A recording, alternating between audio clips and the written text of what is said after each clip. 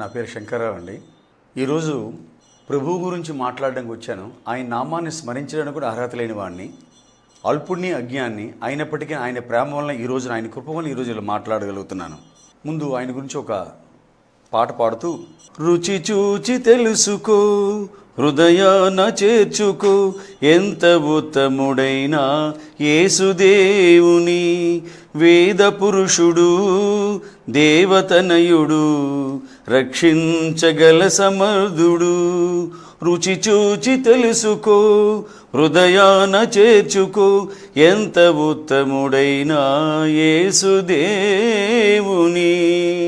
కాని వాటి కొరకెందుకు రూకలను ఖర్చు చేతూ, మాట వినని వారికెందుకు విన్నపాలు వినిపిల్తూ, మొర్ర పెట్టినా వినే దేవుడు, సమాధానమీయగల ఆత్మరూపుడు, వేద పురుషుడు, దేవతనయుడు, రక్షించగల సమర్థుడు.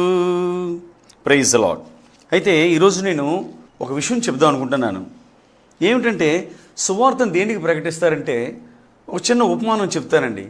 ఒక ఇద్దరు వ్యక్తులు ఉన్నారు. ఒక ఆయనకి కళ్ళు లేవు. ఆయన వెళ్తున్న మార్గం సరైనది కాదు, అక్కడ ప్రమాదకరమైన స్థితి ఉంటప్పుడు మనం ఏం చేస్తామండి? ఖచ్చితంగా చెప్తాం ఆ దారి మంచిది కాదు. ఎందుకు చెప్తామండి? ఒక్కసారి మీరు ఆలోచించండి. ఎందుకు చెప్తామంటే, ఆ దారి మంచి కాదు, ఆయన మరణిస్తాడని. ఈ సువార్త కూడా అదేనండి. మేము పొందిన రక్షణ ప్రతి ఒక్కరు పొందాలని, దేవుడు ఆజ్ఞల్లో లోబడి ఉండాలని కోరికతోనే, ఒక మానవత్వంతో ప్రతి ఒక్కరికి మేము ఈ సువార్త ప్రకటిస్తుంటాం. అది అర్థం కాక అది విపరీతంగా పరిస్థితులు మారుతున్నాయి. అయితే భారతదేశంలో 4 వేదాలు ఉన్నాయండి. అవి ఏమిటంటే ఋగ్వేదం, యజుర్వేదం, అధర్వణ